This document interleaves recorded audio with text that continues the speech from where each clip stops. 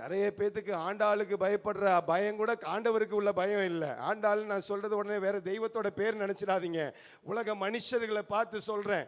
சில பேர் மனைவியை பார்த்து பயப்படுறாங்க, சில பேர் கணவனை பார்த்து பயப்படுறாங்க, சில பெற்றோர் பிள்ளைகளை பார்த்து பயப்படுறாங்க, பிள்ளைகள் பெற்றோரை பார்த்து பயப்படுறாங்க, சில பேர் உறவுகளை பார்த்து பயப்படுறாங்க, சில பேர் மனுஷர்கள் என்ன சொல்வாங்களோன்னு பயப்படுறாங்க, சில பேர் ஆபீஸ்ல இருக்கிற மேனேஜரை பார்த்து, சில மேனேஜர்ஸ் ஓனரை பார்த்து.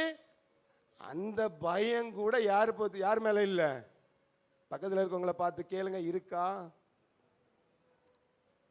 நான் பசி இருக்கான்னு கேட்கல. நீங்க கேட்கறத பார்த்தா இருக்கா அப்படின்னு கேட்கறத பார்த்தாலே நம்ம பசியோட பசியை பத்தி கேட்கிற மாதிரியே நீங்க கேட்குறீங்க. ஹல்லேலூயா. ஆண்டவருக்கு பயப்படுகிற பயம் இருக்கணும்.